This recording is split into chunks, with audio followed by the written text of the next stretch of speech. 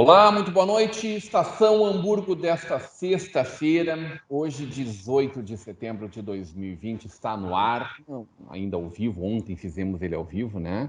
Agora gravado no começo da tarde desta sexta-feira, direto para o nosso canal 14 da NET, para Novo Hamburgo, Campo Bom, Sapiranga e Santa Velha, para o mundo inteiro através da internet. Você acompanha a nossa Vale TV através dos aplicativos para Android, iOS, através dos nossos parceiros, Vale TV, tanto a DSI TV, CDN TV, DSI TV, através do nosso site valetv.com. Está rolando a nossa live no YouTube, Facebook, Instagram, para você curtir, compartilhar e comentar. Comentários também através do nosso WhatsApp, 99750-1414. Horários alternativos aqui no nosso canal 14 da NET, ou lá no nosso canal no YouTube. Hoje uma bancada especialíssima aí, turma da casa, gente nossa aí, Carlos Fortes, nosso grande parceiro, né? Apresentador aqui do Negócio VC, nossa Vale TV, já apresentou o Momento Empresarial na Vale TV lá quando cheguei aqui na nossa emissora, e o nosso sempre sem noção, TV Games, e Surcoff, nosso deputado Surcoff. Hoje vamos falar com o deputado, não com o nosso amigo e parceiro aqui. Muito boa noite, Carlos Fortes. Boa noite, Rodrigão. É sem noção só no programa, né, Rodrigão? Porque na vida pessoal, na vida profissional, é com muita noção. E eu fico muito feliz aí com esse convite, ainda mais de dividir hoje o programa aí com o Isur, que é um cara que eu admiro muito. A gente já se encontrou em outros momentos, em outras empresas. Eu me lembro lá na época da campanha, eu estava ministrando uma palestra muito grande na CDL Novo Hamburgo. E eu disse, Sur, fica aí que nós vamos dar uma moral para ti aí, porque gente que é bom, político que é idôneo, correto, precisa realmente desse apoio. E na ocasião eu me lembro que eu chamei o senhor lá no palco e foi muito legal. E gosto muito, tanto de ti, Rodrigo, que é um cara que a gente já vem caminhando há muitos anos, e do Isur também, que é um cara que eu admiro demais, assim. E estou muito feliz desse convite e de poder compartilhar com vocês nesse programa. E é bom poder falar bem do político e de políticos, né, Carlos? No momento que a gente nega, a gente não, mas tanta gente nega tanto a política, né? Dias muito difíceis, quando na verdade a gente precisa desenvolver, sim, uma cultura, uma educação para a política. Aliás, educação é das frentes principais do ISUR, do professor ISUR, e inclusive educação para a política é uma coisa que ele trabalha muito, sempre fez questão de discutir muito isso com as pessoas, mesmo que isso deixasse, às vezes, um outro possível eleitor não tão satisfeito. Deputado Surcoff, que honra de ter com a gente aí. Muito boa noite. Muito boa noite, meu amigo Rodrigo, meu amigo Fortes, que é alguém que fez uma brincadeira antes, que o sobrenome diz muito a respeito do potencial. Não por causa do tamanho. Não. Nada a ver com o tamanho. Não, nada a ver com o tamanho. Eu dizer que o sobrenome é quase um adjetivo, né? Ah, tá bem. Tirar o S é um adjetivo. Esse é forte.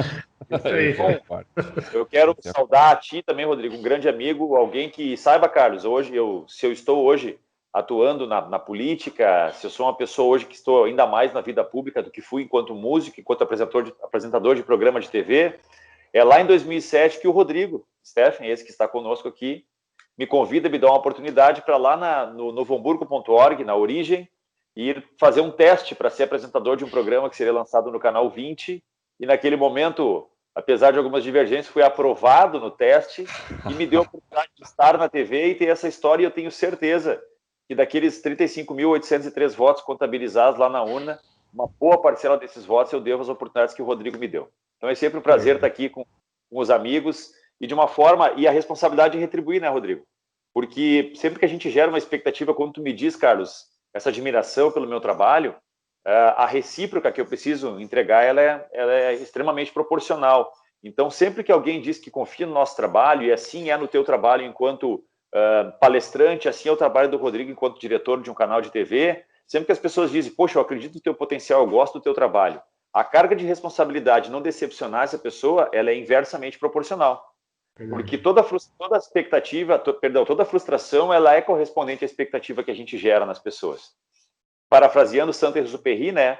A gente é responsável por tudo aquilo que cativa. E quando a gente cativa alguma coisa, a gente tem uma imensa responsabilidade de não frustrar. Então, obrigado por estar aqui com vocês e é um imenso prazer poder falar para toda a comunidade da nossa região. Deputado, a gente tem visto pautas muito importantes sendo abordadas no teu mandato, né? E estamos vivendo, especialmente neste momento, uma discussão muito grande em cima do que vai ser o nosso Estado nos próximos 2 anos, né? A gente define agora como será a partir de 1º de janeiro a nossa carga tributária, o que gera um impacto gigantesco, segundo o governador, de 2 bilhões na arrecadação para o governo do estado e mais 850 milhões que são para todas as prefeituras. Novo Hamburgo, se não me falha a memória, 41 milhões, acho que é isso, né? 40 milhões. Não é isso? É um pouco menos. Novo Hamburgo dá cerca de... Não chega a dar 10 milhões. Novo Hamburgo? É. Desses 850? Desses 850 milhões? Então é 40 região, é isso? 40 região, é isso? Planilha, então tá. Pelo menos a planilha que o governador nos apresentou, e Voti é 1.400.000, mais ou menos, então alguns municípios... Estou com o número da região. Estou com o número da região, deputado. Porque ele esteve aqui no Novo Hamburgo apresentando, tu estavas lá, eu não estive lá, só recebi depois o material. Eu também vou ser muito franco, tá? Eu não tenho exatidão desses números, até porque quem está nos passando esses números é a Secretaria da Fazenda ou o Governo do Estado. E um ou outro prefeito já contestou, inclusive, esses números que foram apresentados, dizendo, olha, não sei para que isso está acontecendo, porque para mim não é. Então, te confesso que se eu der qualquer opinião exata sobre esses valores, eu vou estar me equivocando. Também impactando o setor de eventos, né? O governador anunciou ontem, vamos falar um pouco sobre isso também, Carlos, já que a gente está aqui à beira de importantes eventos no Rio Grande do Sul, né? Já perdemos grande parte do nosso ano, evidentemente. Semana que vem teremos uma Expo Inter totalmente digital, apenas a presença física daquelas pessoas que fazem seus investimentos, né? São em torno de 1.000 animais já inscritos, de quem vai participar do drive-thru da economia solidária, da parte da economia familiar, né? Da agricultura, dos pequenos agricultores familiares, mas completamente descaracterizada, nada a ver com o que a gente conhece. A gente tem, sim, a chance de 3 importantes eventos acontecerem, por exemplo, lá no final desse ano. Estão marcados, pelo menos, a nossa Zero Grau, importante feira do calçado, a cada ano se consolidando. Eu e o Sul estávamos lá no ano passado, quando discutimos exatamente o momento positivo que o calçado vivia e que foi muito bom em dezembro, janeiro, fevereiro, e aí em março aconteceu tudo aquilo. Temos ali no dia seguinte, né, do dia 18 até o dia 20, a previsão da Reparasul, que já era a previsão original, mantendo a sua data, e em Caxias a Mercopar, outra importante feira do segmento industrial gaúcho e que atinge todo o sul do Brasil e, de certa forma, Mercosul, né? Deve ser realizada, não agora em outubro, como é tradicional, mas remanejada lá para novembro. O que a gente viu, Carlos, foi o anúncio do governador ontem, a partir da semana que vem, liberando, né, eventos corporativos. Não ainda casamentos, né, não ainda festas, não ainda eventos, shows, mas acenando com uma flexibilização. Ainda não está disciplinado para ver como vai ser o formato disso exatamente, né? A gente não tem essa certeza ainda, mas acenando com uma posição bem mais confortável para o que vem pela frente, né? Esses dias eu estava conversando com a minha esposa, Rodrigão. O pessoal, hoje na Reparasul eu fui eleito lá como o digital influencer da feira e o garoto propaganda por eu ser uma referência nesse setor de reparação hoje no Brasil, né? E tem muitas pessoas que me questionam isso mais forte. Tu acha que vai ser a feira mais forte? Tu acha que vai dar público mais forte? Muito. Meu Instagram, assim, é muita gente mandando mensagem. E esses dias eu estava conversando com a minha esposa, ela também me questionou isso, foi num sábado. E justamente quando ela me questiona isso, nós tínhamos acabado de comprar uma geladeira nova lá para casa e nós fomos almoçar no shopping.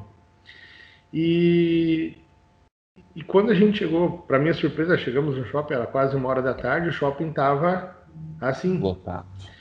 E eu disse para ela, olha, Doce, eu chamo ela de Doce, eu disse, olha amor, eu vou te responder com base no que nós estamos vendo aqui. As pessoas estão sedentas por esse tipo de ação, por esse tipo de evento. A gente não aguenta mais ficar em casa, a gente não aguenta mais ficar isolado. Então, eu acredito que sim, que se um evento acontece, sim, vai ter público. Claro, talvez não vai ser nos formatos que nós vimos acostumados a participar, mas vai ter público, vai ter aquele movimento e sim, as pessoas vão prestigiar, porque se liberassem hoje o torcida para os jogos de futebol, eu aposto, Rodrigão, que os estádios estariam cheios, mesmo com... Tô louco para ver o Grêmio jogar. Mesmo com a pandemia ainda, graças a Deus vem caindo esse negócio, mas vem caindo, mas ainda está altos casos no Brasil todo. Então, eu acho que eventos, eu acho que aglomerações fazem parte do DNA das pessoas. E as pessoas são sedentas para que isso aconteça. É claro, eu ainda me pergunto como que eles vão fazer uma Expo Inter digital. Eu não sei ainda como é, Rodrigão. Eu tenho palestrado no Brasil todo, esses dias foram 300 pessoas numa palestra digital, online, só que uma palestra eu sei como é que é, eu conecto aqui, tem um monte de gente me vendo, eu vou lá dar a minha palestra, deu. Agora, como que vai ser digitalmente uma feira? Eu não consigo ainda ter assim discernimento total para entender como é que vai se dar esse negócio. Mas eu, como um entusiasta aí do mercado, eu torço para que realmente volte tudo de uma vez e que as coisas na sua normalidade comecem a andar novamente, né? O Carlos, a Reparação especialmente, ela depende muito de caravanas que vêm de todo o sul do Brasil, né? E é um trabalho que tu faz ao longo do ano, visitar essas cidades polos em todas as regiões, né? A gente... Esse ano, com certeza, essa programação toda bailou, né? Caravanas provavelmente não, porque tem a questão dos ônibus, né? Da galera dentro. O ano passado, o que nós fizemos? Nós percorremos o estado todo e em cada região nós elegíamos uma empresa que ficava responsável por administrar a caravana que vinha até a Reparasul, até a FENAC.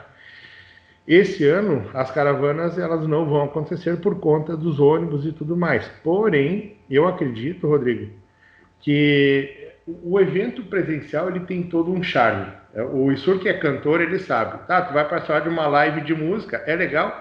Mas não tem o charme que tem de você ir até o local, de você se deslocar, chegar lá, de ver o artista presencial. Então, eu acredito que esse charme, essa coisa gostosa, desde a partida da pessoa, do trajeto, da parada para tomar um café, do almoço, da chegada no local do evento, isso isso estimula muito as pessoas a quererem participar. Então, quem participou da Reparação no ano passado e viu a potência que foi a feira, viu a enxurrada de conhecimento, inovação, tecnologia e as palestras que aconteceram, eu acredito que se ele veio de ônibus, esse ano ele vem com o carro dele. Vem trazer ele, a esposa, um filho, ou coisa assim, e ele vem e ele vai querer participar desse momento ali também, né? Porque tem todo esse charme aí, tem toda essa questão de tu sair do teu local também, de tu sair da tua rotina, né? E energia, né, Carlos? A vibração, ela é diferente, né? É como ver um show, tu falaste bem no show. É um exemplo de, é muito bonito, fica lindo, mas a energia do estar junto, aquela coisa do estádio de futebol, de um show para 50 ou para 5 mil pessoas ou 50 mil pessoas, ou uma feira com corredores lotados, como a gente viu no ano passado da Reparasul, como a gente viu o Zero Grau, como a gente viu a FIMEC agora no começo do ano, quando já se falava muito em pandemia, e nós fizemos uma feira com toda a segurança, né? Sim. Eu acho que há que se desenvolver muito isso. O deputado, tu como músico, se o Carlos recebe contatos de tudo que é profissional da reparação automotiva, eu fico imaginando tu, que recebe contatos de todo o teu segmento da educação, que ainda, tanto as escolas particulares, as escolinhas, quanto as faculdades, quanto as escolas públicas, ainda estão paradas. Tu deve estar recebendo de todos os músicos e artistas, e ainda todos os outros segmentos, como o deputado Chiaras, representando desse setor coreiro calçadista, até a nossa infraestrutura aqui, né? Isso. Rodrigo, a gente tem percebido, eu quero saudar a manifestação do Carlos, porque assino embaixo de cada palavra, né? Não há como a gente querer comparar, eu fiz fazendo uma comparação, uma analogia, que nem tu perguntar para um pai ou uma mãe que o filho mora no Canadá, que o filho mora nos Estados Unidos e que eles conversam uma vez por semana na internet por 1 hora, se aquilo ali tem o mesmo calor, tem a mesma proximidade do que poder dar um abraço presencial no filho. Então, nós somos seres humanos carentes do contato, das relações, e como muito bem disse o Marcos, as pessoas estão começando a já sair de uma linha de preocupação com o coronavírus em si para uma linha de preocupação com a saúde mental das pessoas. Nessa impossibilidade, muitas pessoas que são ativas, que são pessoas que têm uma agenda, né, digamos assim, de muito contato pessoal, de muitas atividades, elas sentem necessidade desse momento, porque afinal de contas faz parte da sua rotina. Mas a gente tem essa preocupação toda com a situação do coronavírus. Eu te confesso que a gente tem percebido, Rodrigo, enquanto poder público, que se nós tivéssemos sido avisados dessa pandemia há 2 anos atrás, não teria dado tempo para se organizar. Imagina uma pandemia que chega sem avisar, onde, sinceramente, as decisões, e eu posso falar porque a gente acompanha, nós não temos poder, enquanto deputados, de interação nas decisões do Comitê de Gestão da Crise do Governo do Estado, né, que é coordenado pela Leani Lemos, a secretária especial Leani Lemos, mas nós não temos acesso às decisões, a gente pode sugerir, via ofício, nós como deputados, alguma medida, e assim eu tenho feito, sobre questionamentos de coisas que não combinam. Por exemplo, um supermercado que pode abrir as portas com 750 pessoas, onde um estabelecimento, por exemplo, uma casa de eventos, uma casa de festas, que tem data agendada, e que se compromete de reduzir de 50 para 25 pessoas presentes, com distanciamento, com utilização de álcool gel, de máscara, de tudo, e esse não pode abrir as portas. Então, a nossa principal questão é que, além de questionar as decisões do governo, é buscar a informação sobre o embasamento dessas decisões. Então, para nós é muito ruim, enquanto deputados, porque as decisões do governo sobre bandeira, sobre definições que deve ter, né, que sempre acontecem nos finais de semana, eu fico sabendo pelos noticiários, eu fico sabendo pelos jornais, enquanto deputado. Não existe uma interlocução direta. Talvez as pessoas tenham uma ideia de que o Piratini e a Assembleia são um único organismo. Não, o Piratini tem a sua vida própria e ele sequer, muitas vezes, comunica à Assembleia Legislativa das decisões que são tomadas. Que dirá, nós podemos participar das decisões. Então, como é que funciona? Eu tenho aqui em mãos, quando a gente estava falando, eu separei ofícios, questionando a reabertura de eventos. Por que os músicos não estão podendo se apresentar? Se o barzinho está aberto, se o restaurante está aberto, que diferença faz um músico lá no canto estar se apresentando, distanciado das pessoas, mas podendo garantir seu ganha-pão?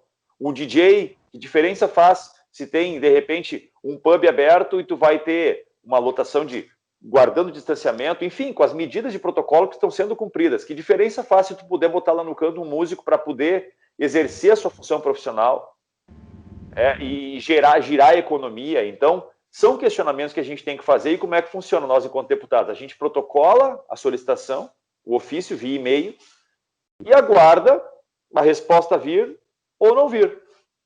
Então, a gente fica pendurado no pincel, dando resposta para as entidades, porque é muito mais fácil uma entidade, um setor, o Carlos, o Rodrigo, chegar em mim, no ISUR, no deputado que está em Novo Hamburgo, no deputado que está em Pelotas, no deputado que está em Taquara, do deputado nessas relações com os deputados, do que conseguir chegar no chefe da Casa Civil. Essas pessoas contam com o deputado como intermediador. E o mínimo que nós esperávamos era soluções ou pelo menos respostas rápidas, o que infelizmente não acontece. Então, eu entendo, no meu entendimento, de que há sim condições, com medidas de protocolo, de garantir essas atividades, muitas delas presenciais, e volto de novo à pergunta no fim, dizendo que também não entendo como é que vai ser feita uma Expo Inter digital. Talvez a venda dos animais, o leilão dos animais, a gente entenda como vai ser, porque a gente está acostumado a ver canal de leilão, né, canal do agro leiloando. Mas as outras relações da compra da máquina, da compra do trator, da aquisição do maquinário, enfim, como vai ser feito?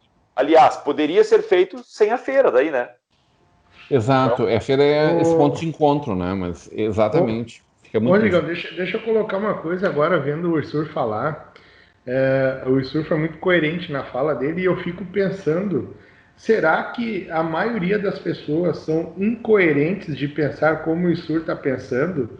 De um supermercado estar bombando ali de gente, daqui a pouco um restaurante não poder nem abrir para servir a comida, como foi, porque eu mesmo, muitas vezes, Rodrigão, atendendo meus clientes em Porto Alegre, eu levei um talher de casa, comprava uma vianda de comida dentro do meu carro. Eu disse, pô, mas por que o mercado pode? Por que um grande atacado pode? Por que essas redes de mercados gigantes aí pode? E negócios menores, estabelecimentos que estavam tomando todos os cuidados não pode. Será que é só eu, é só você, Rodrigo? Será que é só o ISUR ou mais pessoas que têm essa linha de raciocínio? Por que o governo não deixa clara a linha de raciocínio deles quando eles vêm e fecha tudo, então? Por que será? Eu fico me perguntando em que mundo que o nosso governador vive, em que mundo, qual é as estradas que esse cara roda, qual é os mercados que esse cara vai, qual é as lojas.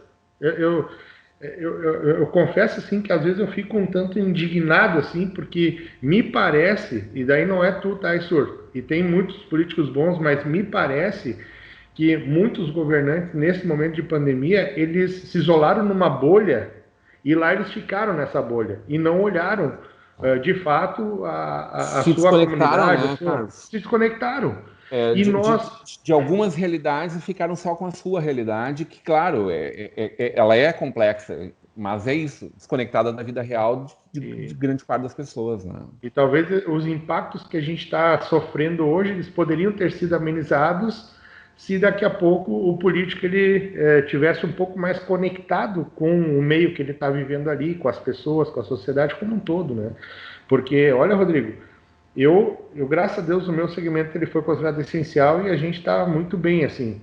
Mas eu não posso só olhar para o meu umbigo, Rodrigo. Eu não posso olhar. Tem muito lojista que a gente conhece que está sofrendo, tem muito dono de restaurante sofrendo. Tem os meus irmãos que trabalham com sapato sofreram demais. E cadê o chefe máximo do nosso estado aí? A minha agência de marketing digital mandou para mim, ó, Ford, vamos fazer o teu card do Dia do Gaúcho, sirva nossas façanhas de modelo a toda a terra. Eu disse, não, senhora. Infelizmente, o estado do Rio Grande do Sul não tem façanha nenhuma agora para eu estar exaltando. Eu tenho um pouco de vergonha, porque eu rodo o Brasil todo aí, e quando fala, tu é do Sul, aí vem um monte de crítica para cima. É nós que sofremos penal, é o Rio de Janeiro que está sofrendo penal valendo, assim. Por quê? Porque há uma incoerência muito grande por parte de quem comanda o nosso estado. A começar pelo que foi dito já desde a época da eleição, né? Que eu não consigo engolir aquilo lá e agora a gente vê aí um despreparo, uma coisa para comandar a máquina que, infelizmente, a gente só vê gauchado indo embora do estado, indo embora e crítica cada vez maior aqui para o estado, né? É triste isso, mas eu não vou abandonar o barco, eu vou continuar aqui no sul e vou continuar levando as coisas boas do nosso estado, né? Mas é desafiador. A gente aqui não está vivendo escândalos de, teoricamente, corrupção, né, Carlos? Como a gente está vendo no Rio de Janeiro há muito tempo, como a gente está vendo um governador sendo impeachmentado, como a gente está vendo em Santa Catarina agora, né? O governador de lá também deve enfrentar um processo, sim. Parece que esse não é o maior problema do nosso governador, mas sim, a gente vem há muito tempo sofrendo dessa desconexão, né? dessa falta de compreensão, de uma falta de atitude. Eu era muito crítico em relação ao governador Sartori, por toda a demora, por toda a falta de atitude dele, pelas mesmas respostas que outros vinham dando ou não dando para os nossos problemas. E acreditei muito que o governador Eduardo Leite pudesse ser diferente, acreditei nas novas façanhas dele. Até agora a gente vê, evidentemente, muito tumultuado pela pandemia, mas a gente vê essa dificuldade de promover, vamos ver se acontece. Ele se propôs dizendo, venderei essas estatais. Vamos ver se agora, 2 anos depois, isso vai acontecer. A gente viu ali discussões importantes, né, Sor? A gente viu, deixa eu só te botar junto nesse caldo aí, a gente viu discussões importantes e projetos realmente transformadores, como foi o nosso projeto ambiental, né? Como foi o nosso código ambiental, e também importantes ações para a redução do endividamento do Estado, mexendo na esfera administrativa. Mas me parece ainda muito pouco diante de tudo que a gente precisa. Fala aí, senhor. Aí que tá, Rodrigo. Uma das questões que eu posso trazer assim, né, e que faço questão de abordar, é a visão de dentro do parlamento. Eu estive no parlamento hamburguense por 6 anos, hoje estou no parlamento gaúcho há cerca de 2 anos, mas muitas vezes a leitura interna da relação dos deputados, das manifestações, e muitas vezes a manifestação do deputado que ele faz no corredor, no elevador, para a gente, com o colega, ela é mais sincera, mais pura do que aquela que acontece na tribuna, que está muitas vezes carregada de uma questão política, de uma relação de ser pró-governo ou contra o governo. E nessas relações pessoais que a gente diz que é na hora do cafezinho, que muitas vezes a gente sabe o que acontece numa empresa, é lá na sala do cafezinho, né? Dizem que se tu quiser saber muito da empresa, tu vai no cafezinho em vez de marcar uma reunião. Então, nessa hora que os deputados estão juntos, existe uma grande insatisfação do ponto de vista de que a administração, né, do Estado, ela ocupa a cadeira com uma proposta, uma apresentação de soluções, principalmente para o custo da máquina pública, e isso é claro, isso era a proposta de campanha, tanto é que a gente usou muito o termo, foi ouvido, usou não, né, eu não utilizei, mas se ouviu muito o termo fluxo de caixa, organização de fluxo de caixa. E isso, a partir do momento que as pessoas, eu falei antes, que as pessoas muitas vezes desconhecem a relação entre Piratini e Assembleia e entendem que o deputado é governo do Estado, assim como muitas vezes a pessoa era vereador, me perguntava, e aí, vereador, como é que está o trabalho na prefeitura? Eu dizia, não trabalho na prefeitura, eu sou vereador.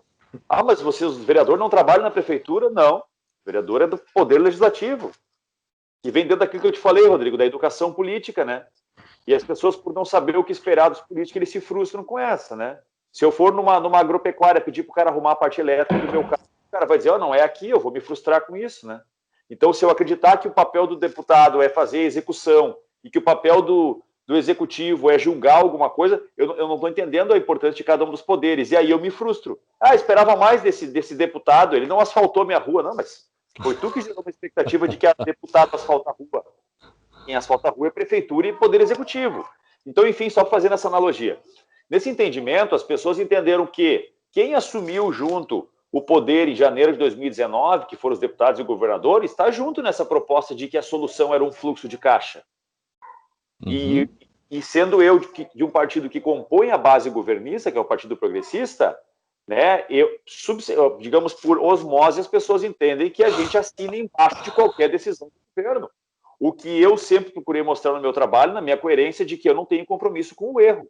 Se a decisão, seja eu base ou oposição, se a decisão tomada...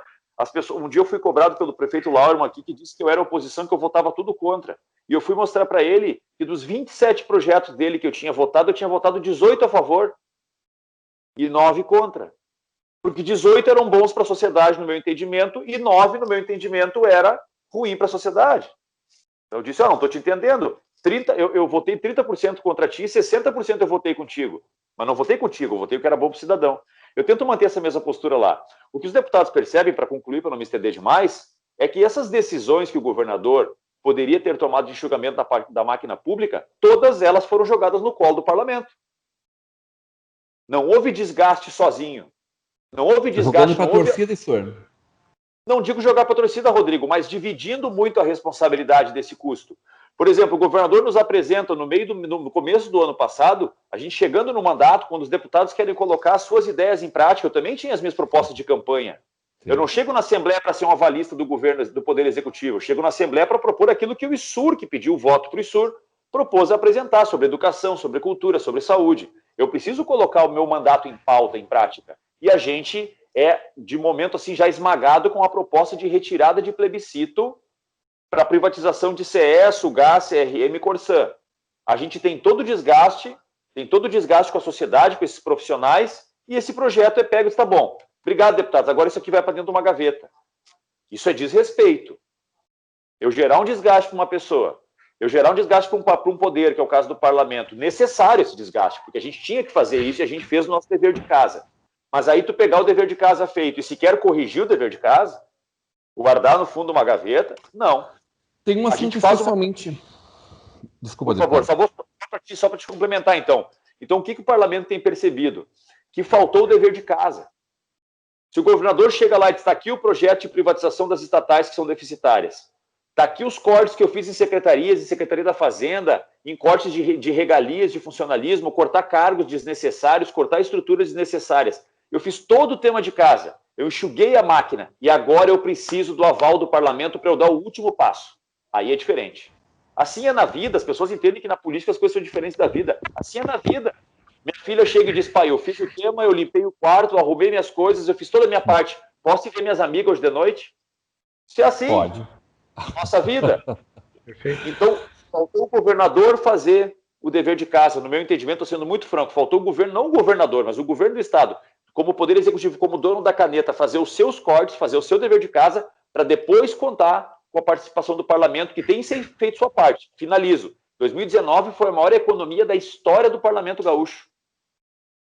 A maior economia em termos de de gastos excessivos, de economia de cargos, de economia de combustível, de diárias, a maior economia da história. Nós estamos fazendo nosso tema de casa, e esse ano de 2020 vai superar 2019. E 2021 vai superar, até a gente ter um enxugamento. Cortamos a aposentadoria especial dos deputados, cortamos auxílio cargo, auxílio terno, aquela coisa toda, cortamos cargos, cortamos estruturas, reduzimos custos de toda a máquina. É a hora do Executivo fazer a sua parte também.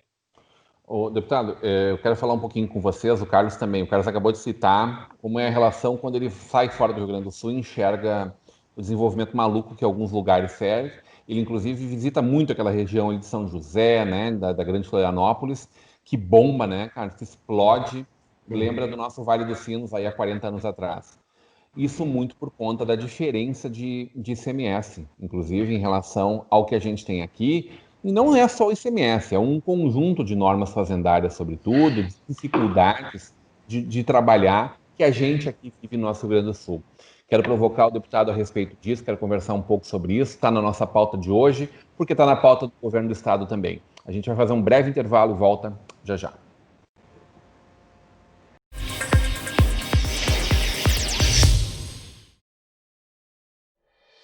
Um ambiente tem que ser original, assim como você sonhou. Por isso, a Brau Móveis possui padrões, medidas e acabamentos que materializam cada detalhe que você projetou para o office, executivo ou residencial. Nosso objetivo é entregar móveis como você sonhou. Brau Móveis Campo Bom, Rua Jorge Coque, 125, no centro de Campo Bom. Fone 3597-1465.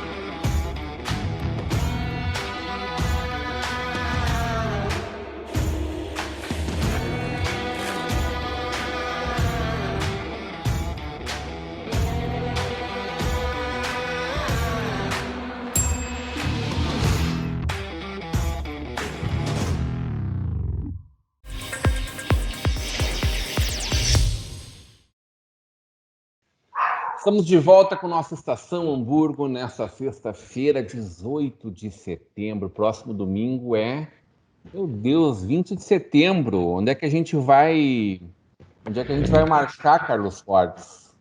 Já que marchamos o ano inteiro. Eu vou botar uma carne no meu air fryer, porque eu sou gauchão de apartamento, né? E vou ficar em casa. Não tem jeito, né?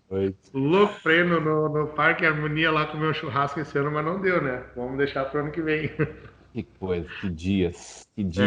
Mais um evento histórico no nosso Rio Grande do Sul aí. A gente tá cheio de novas façanhas aí.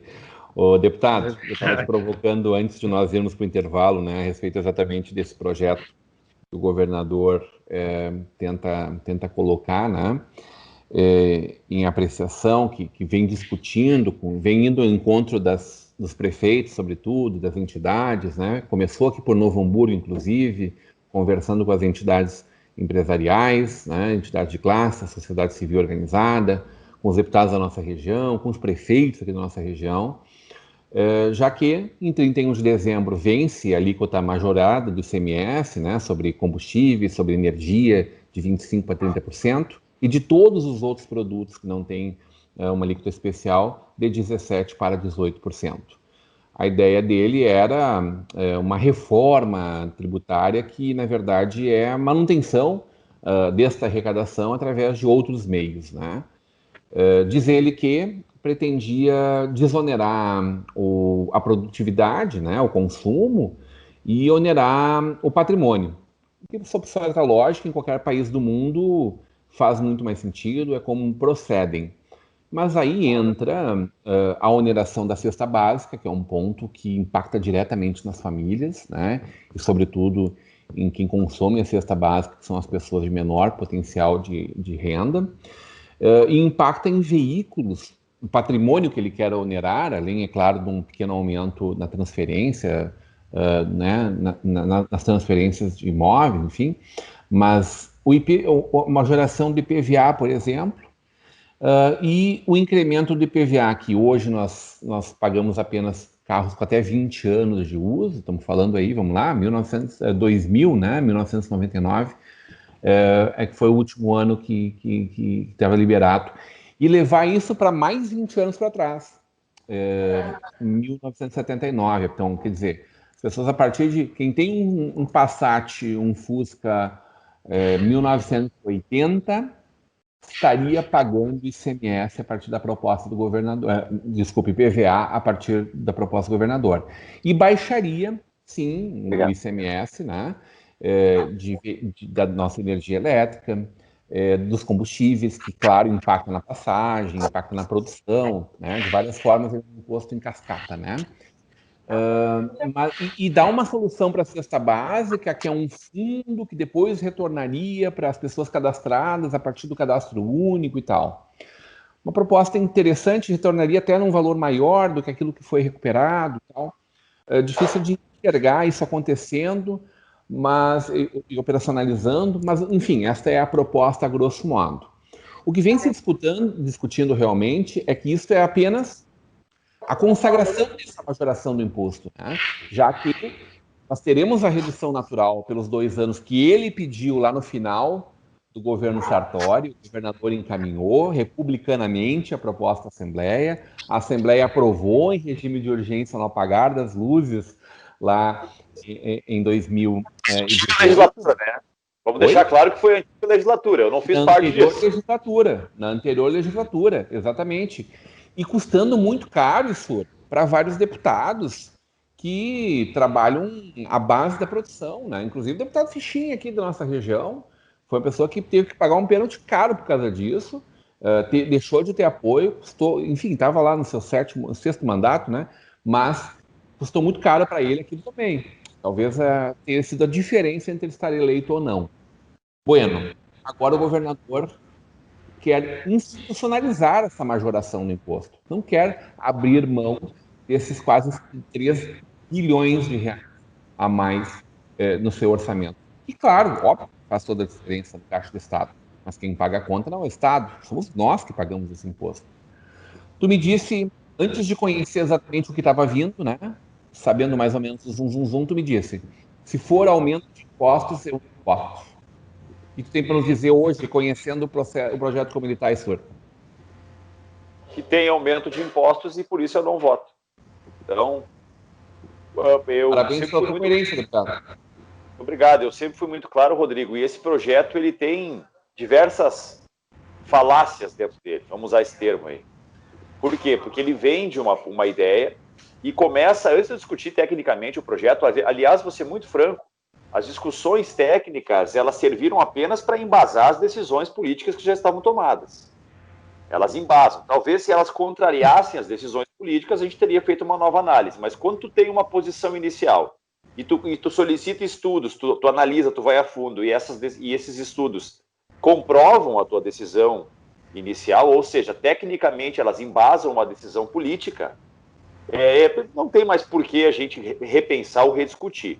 Então, todas as reuniões setoriais que eu fui com entidades, e não foram poucas, que eu faço parte desse comitê, dessa comissão de deputados que discute a reforma tributária, eu faço parte da comissão de deputados que discute a PEC do teto dos gastos, a PEC do duodécimo, enfim, em todas essas pautas que tratam de economia do recurso público, eu estou presente. Estamos atuando nelas. Porém, antes de analisar tecnicamente o projeto, a gente faz uma análise por quê? Por que essa reforma tributária vem para a Assembleia? O meu ponto de vista, deputado Issurcó, da análise que eu tiro. Ele vem não com o intuito de modernizar ou trazer o que a gente espera, uma competitividade entre o Rio Grande do Sul e os outros estados. Ela vem no intuito de manutenção de uma alíquota majorada para evitar a queda que vai acontecer automaticamente dia 31 de dezembro. Isso. E isso é claro. E o governo tentou, em um primeiro momento, vender como se ele estivesse propondo uma redução de imposto no final, quando, na verdade, foi proposto era um pedido de mais 2 anos, porque essa majoração de alíquota ia encerrar em dezembro de 2018, né? E o governador ganhou mais 2 anos, entre aspas, como um voto de confiança para dizer, bom, ele disse isso, eu quero organizar o fluxo de caixa, mas para isso eu preciso de mais 2 anos. Encerrou os 2 anos. Isso. E agora essa reforma tributária vem, no meu entendimento, muito pessoal, e eu estou aqui assumindo o que eu estou dizendo, muito mais numa tentativa de ser uma solução, um step para esse furo que vai ter no orçamento, do que necessariamente para atingir o que a gente espera, que é o quê? Modernizar o sistema, simplificar o sistema tributário e, principalmente, garantir competitividade com outros estados. O projeto atinge esse objetivo que foi proposto, porque quando um governo entrega um projeto, ele tem que entregar o projeto com justificativa. É o texto técnico e um texto justificando o porquê dessa proposta. Se a proposta ela é protocolada e, no meu entendimento, ela não atende o que diz a justificativa, ela já perde razão de ser. Ela pode ter outros objetivos, mas não aquilo que foi proposto, porque ela não melhora a competitividade, simplifica em algumas questões, e veja bem, as questões mais pontuais que mais atraem os setores, metal mecânico, algum ou outro setor que o metal mecânico, por exemplo, se sentiu em algum momento contemplado, essas medidas elas têm um ponto de exclamação lá no final, assim, com um asterisco, diz assim, olha, dependendo de aprovação do CONFAS para ser determinada conforme decreto. O CONFAS é o Conselho Nacional das Fazendas. Reúne as 27 fazendas de todos os estados do Distrito Federal para discutir qual é que é o papel do CONFAS. Ele é um órgão regulador que tenta equiparar a tributação em todos os estados para evitar guerra fiscal. Evitando que um estado diga, olha, se tu trouxer a tua empresa para cá é 0 de imposto, aí tu está pagando 12, aqui é 0.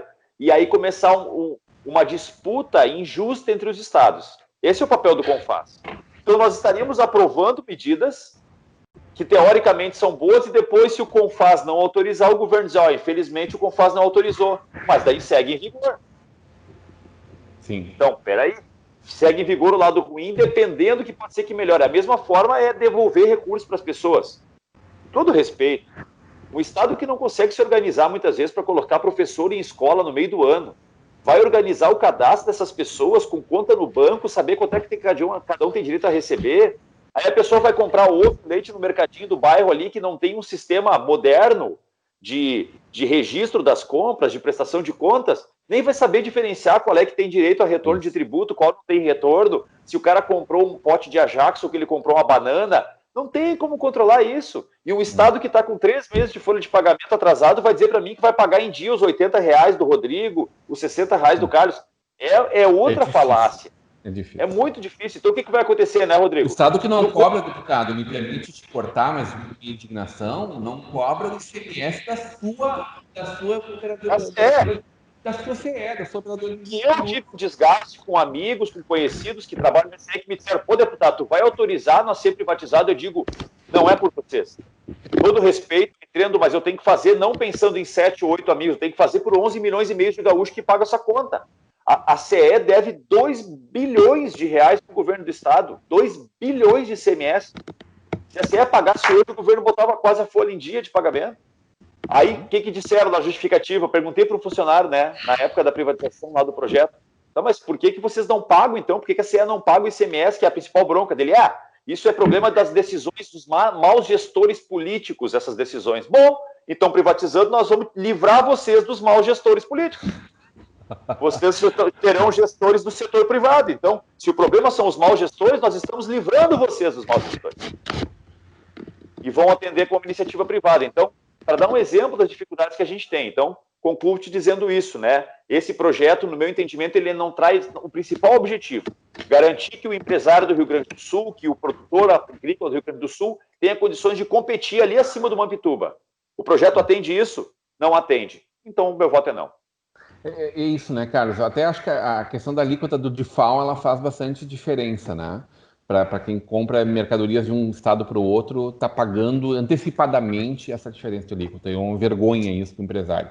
Mas isso é muito pouco. São poucas as propostas que rejuvenescem realmente a nossa matriz, o nosso código tributário, né, local, a nossa matriz tributária. Agora, eu tenho certeza, tá, eu me lembro muito claramente de quando o governador disse, eu preciso desses 2 anos e depois a gente começa a baixar impostos.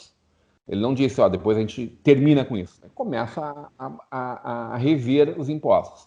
Bom, se ele tivesse apresentado, assim, uma diminuição de 18% para 17,5%, ou talvez de 30% para 27% ou 28%, talvez teria sido mais, desculpa, governador, honesto com a população do que a proposta tal como ela aparece, que evidentemente ela provoca essa mudança de tarifa em cima, desonerando o consumo e onerando o patrimônio, o que é o óbvio em qualquer país do mundo desenvolvido, mas ela não resolve esse problema, ela onera também o consumo de quem menos paga hoje.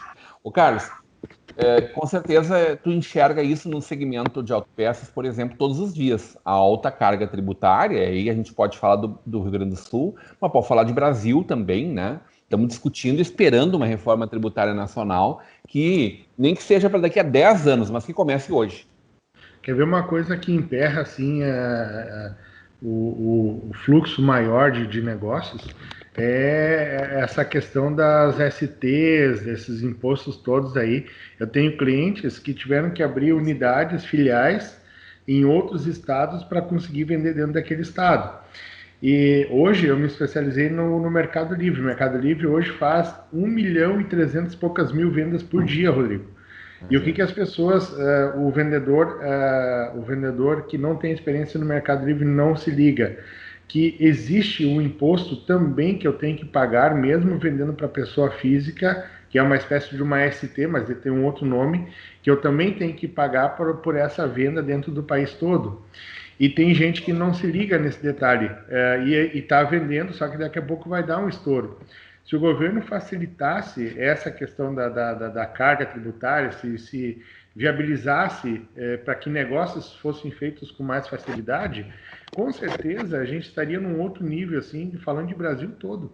Eu tenho um empresário, Rodrigo, ele está com um imposto, ele tem como é que chama aquele imposto que ele tem direito para receber? 1,5 milhão. Eu sei que ele tem 1,5 milhão. CMS também se acredita, né? Enfim. Para ser acreditado, e está tudo empacado. Provavelmente IPI. Isso, porque ele é importador. E ele disse assim, Fortes, se o governo liberasse, me desse pelo menos crédito desse 1,5 milhão que eu tenho, com certeza eu já teria contratado mais 4, 5 pessoas aqui para minha empresa. Mas o governo não dá, e ele está agora num processo, entrou com um processo jurídico para ver se eles liberam esse montante lá. Mas olha o cúmulo da situação. Ele tem que pagar uma assessoria jurídica, tem que mover um processo, desse 1,5 milhão, ele vai ter que pagar um percentual para a assessoria jurídica para receber um dinheiro que é de direito da empresa dele. Não tem cabimento isso aí. E aí, de novo, eu torno a falar aquilo que eu falei antes. Parece que o político, claro, com as suas exceções, mas falando de governo, eu particularmente, Rodrigo, o momento que o Leite, ele faz uma campanha mentindo e falando coisas de baixo calão para o governador que estava em questão, eu acho que ali já perdeu toda a credibilidade, e por isso que fica difícil de um Surcó, por exemplo, uma Lisiane Bayer, a Franciane, aprovar um projeto deles, porque o governador não tem palavra. Infelizmente, o nosso governador não tem palavra. Ele está fazendo ações imediatistas e que vai dar um certo consolo, um certo apaziguado ali, mas que lá na frente a gente que não é bobo sabe que vai estourar e vai ficar pior. Então, triste, sabe? Mas eu queria um governador que tirasse mais a bunda da cadeira, tá? Não, eu também quero, todo mundo quer. Entre nós, eu acho que estava parado demais o troço, tá? Não, o governador estava parado. Uma forma de fazer política muito ultrapassada. Assim, estava truncado. Acho que o cara é honestíssimo, inclusive. Sim. Mas estava truncado, o Estado não caminhou 4 anos. Lançou as bases. Pô, não fez o que você fez. Mas, Rodrigo, tu há de convir. Apagar das luzes, agora eu quero vender. Pô, agora tu vai torrar o dinheiro. Tu há de convir. Para eu vir criticar o teu trabalho na televisão, eu tenho que fazer o mínimo melhor do que tu tá fazendo. Espera-se isso dele. Espera-se isso dele. E é ali que ele acabou queimando o filme dele. É a mesma coisa, eu vou criticar o ISUR. Eu não estou na pele do ISUR, eu não conheço a realidade do ISUR, eu não sei os percalços que ele passa para fazer o trabalho dele. E aí, ISUR, tu não presta, tu não dá. Mas eu nem vivi o que o cara tá vivendo. Quero saber o que tu tem para criticar do ISUR. Para eu criticar o ISUR, eu tenho que ter a certeza que eu poderia fazer melhor que o ISUR. Então é isso, eu acho que as pessoas falam muita besteira E o nosso governador, infelizmente, falou muita besteira e agora ele está pagando as coisas que ele falou lá atrás. Tá. E vamos dar crédito? É complicado, né, Rodrigão? Eu sei, hoje o cara, para ser político, ele tem que ser bagual para aguentar o tirão, porque a crítica, ela é a todo momento, em todos os canais. E aí, se o cara não tem culhão para aguentar essa crítica, desculpa o palavrão, e ainda ele não tem palavra para sustentar o que ele vem colocando, aí fica complicado, né? Me parece, Wissur, talvez é complicado de perguntar isso para ti pela função institucional que tu exerce, evidentemente. Mas me parece que o governador tem uma visão moderna, uma visão arrojada. Agora, esta resposta e outras que ele vem propondo para outras questões, elas são mais do mesmo. Não sei como é que tu enxerga isso.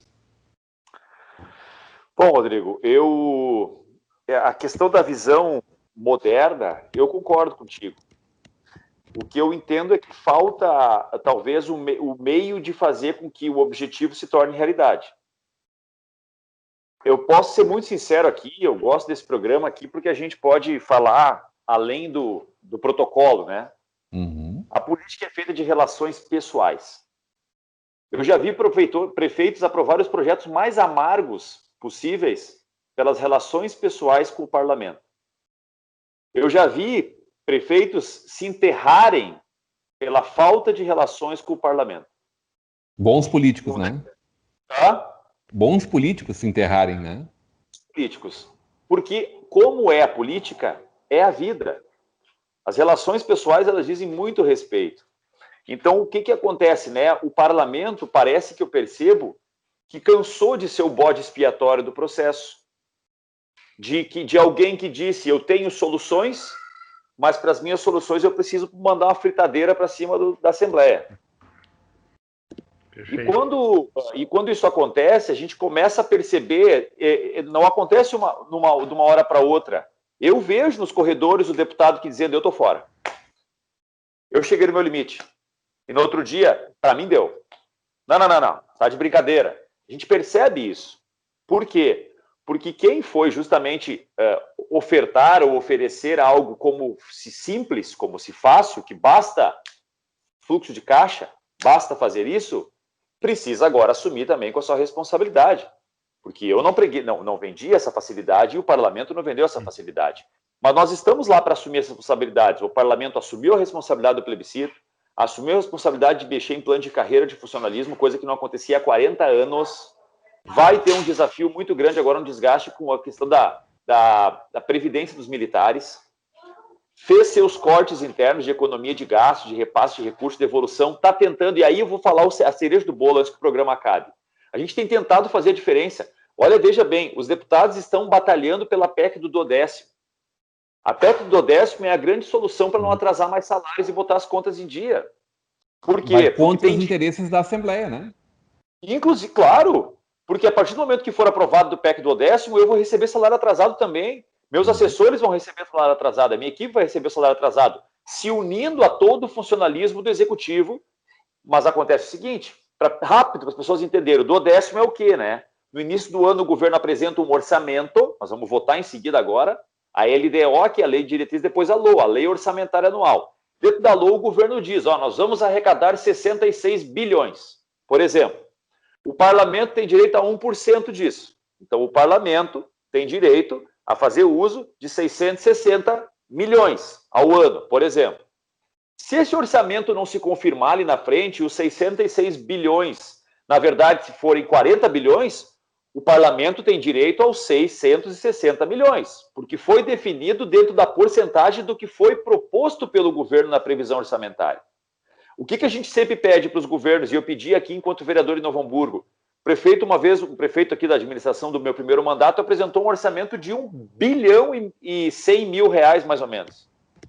Quando o ano anterior tinha sido apresentado de 1 bilhão e 100, tinha se confirmado 880 milhões. Por que muitas vezes os poderes jogam para cima? Para eles também terem mais margem de porcentagem para usar no caixa livre. Mas essa margem tem que se realizar. Então, hoje, se o parlamento recebe sobre o previsto e não sobre o realizado. A mesma forma, o Poder Judiciário. O governo do Estado tem que repassar ao Poder Judiciário não o realizado, o previsto. Isso faz com que Eu previ que ia entrar 10 mil, eu devo 500 para ti, 500 para o Carlos. Mas se entrar 1.000, eu tenho que dar os 500 e vocês dois e fico sem nada. Mas fui eu que disse que ia entrar 10 mil. Então foi o governo que disse. Então a PEC do 10º faz o quê? Os poderes só recebem pelo realizado. Perfeito. O parlamento vai ter direito a 1% por ano do realizado e não do previsto. E isso vai fazer com que atrasou o salário do professor, atraso do deputado, atraso do assessor do deputado, atraso do presidente da Assembleia. Nós estamos propondo isso. Pergunta se o governo aceita botar isso em prática. Atraso do juiz, do Tribunal de Contas, do Ministério Público. Eu faço parte, eu sou um dos deputados que assinou a PEC do 10º. Pergunta se o Executivo bota isso em prática. Por que não bota em prática? Aí a economia do caixa. Outra, para finalizar. Eu tô brigando há 1 ano e meio pela criação do SECOI no Rio Grande do Sul, que em Santa Catarina é o SECOP. SECOP, que é o Conselho Estadual de Combate à Pirataria, em Santa Catarina, e que nós adaptamos no Rio Grande do Sul num trabalho que eu tenho feito junto à Federação, junto à FEComércio, que é o SECOI, Comitê de Combate à Informalidade, que envolve a pirataria, o contrabando, o descaminho, a sonegação. O Estado do Rio Grande do Sul, só na pirataria, veja bem, só na pirataria deixou de arrecadar em 2018 5,6 bilhões de reais. Nossa. Caso da FEComércio, produtos piratas que não pagaram tributação, que entraram sem nota, sem nada, e que foram consumidos. Se a gente conseguisse fazer com que um terço desse total fosse suprimido de sonegação, apertando o cerco, fazendo cerco nas fronteiras para não entrar produto pirateado, tudo isso, nós estaríamos falando de uma folha de pagamento e meia. Pergunta se eu consigo botar em prática. Em março do ano passado, olha a minha irritação, em março do ano passado eu sentei com a Casa Civil e disse, está aqui o projeto, ok, vamos encaminhar, deputado. Passaram-se 17 meses e o projeto não chegou na Assembleia. Tu está abrindo mão de arrecadação?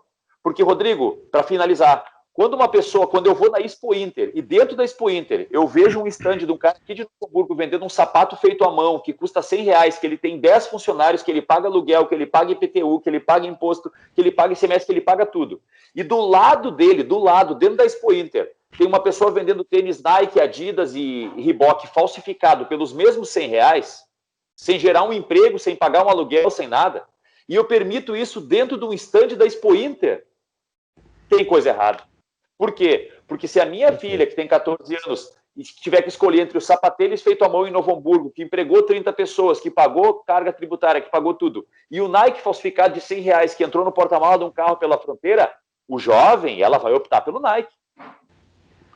E aí o que acontece? Porque quem tem conhecimento disso é muito mais o empresário do que o próprio consumidor, né? O empresário dentro de uma feira oficial do Estado, eu estou vendendo um produto que não me gerou 1 centavo de tributo e estou quebrando quem está tentando gerar. Pode isso? Não pode. Então, isso só agrava a situação, ou seja, todas as possibilidades de melhoria, de redução de custos da máquina e de melhoria de arrecadação através de coisas simples, como, por exemplo, combater a sonegação e a informalidade, o governo não colocou em prática. E qual é a prática mais fácil? Apesar da visão moderna, aumentar imposto. Para mim não serve. É legal, é interessante. Já para em seguida a gente voltar a falar sobre isso, porque é um assunto, evidentemente, que mexe com todos nós, né, e com a nossa vida de agora em diante, sabendo que ali na frente a gente vai precisar decidir alguma coisa acerca disso e vocês serão as pessoas a decidirem isso. Então, se puderes estar conosco nos próximos meses, para a gente poder falar sobre isso, para ver como está andando isso, como vai ser a decisão, já que 31 de dezembro está batendo na nossa porta, a gente desde já te agradece muito. Ô, Carlos Fortes, adorei conversar contigo também, obrigado pela presença e teu ponto final. Eu também. Obrigado, Rodrigão. Obrigado, Isur. Agora a falsificação não é mais falsificação, Isur, é réplica. Sim. Tem muita réplica.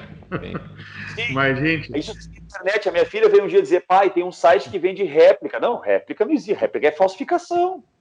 É falsificação. Mas, gente, adorei conversar com vocês também. Rodrigão, estou sempre à disposição. Semana que vem voltamos às gravações do Negócio de Oficina aqui pela Vale TV. Nós vamos divulgar aí massivamente nas redes sociais. Já tem o portal também negociosdeoficina.com.br e, mais uma vez, fico sempre à disposição aqui da nossa querida Vale TV. Muito obrigado. Sem noção que também volta a semana que vem, tá, Carlos? Acho que legal. Com o deputado, porque a vida dele toda bem corrida, mas com o Pablo, seu parceiro, sim. Deputado Isur Cor, obrigado pela tua presença e teu ponto final. Muito obrigado. Eu acho que realmente vale esse debate aqui, essa situação, até para que as pessoas conheçam, né? Porque a gente muitas vezes conhece aquilo que está impresso nas páginas dos jornais ou na frieza das notícias. E eu gosto muito de poder trazer esse bastidor da situação, a leitura que a gente faz. Eu afirmei hoje de manhã para alguns que eu acreditava que não passava a reforma e que não passa também a tentativa que o governador vai fazer de majoração de alíquota, porque eu faço uma leitura entre os meus colegas. A menos que tenha um cenário muito que eu não vejo na frente aí, qualquer mudança muito significativa, não deve passar nenhuma das duas medidas e a gente deve ter, a partir do começo de janeiro, se depender do meu esforço, dia 1º de janeiro, a redução das alíquotas de 30 para 25, de 18 para 17, que pode não parecer não muita diferença, né? 1% de imposto, né? Mas, às vezes, quando o lucro de uma empresa está em 2, 3, 5%, a margem de lucro é 5%. Esse 1% representa 20% dentro do lucro deles. Perfeito. Porque ele se potencializa quando isso é a única margem de lucro que o setor tem. Então, a gente vai batalhar contra isso. E te agradeço a oportunidade, mais uma vez, de a gente poder falar de uma forma clara, franca aqui, para que as pessoas possam compreender da melhor forma possível. Muito obrigado e conte sempre comigo.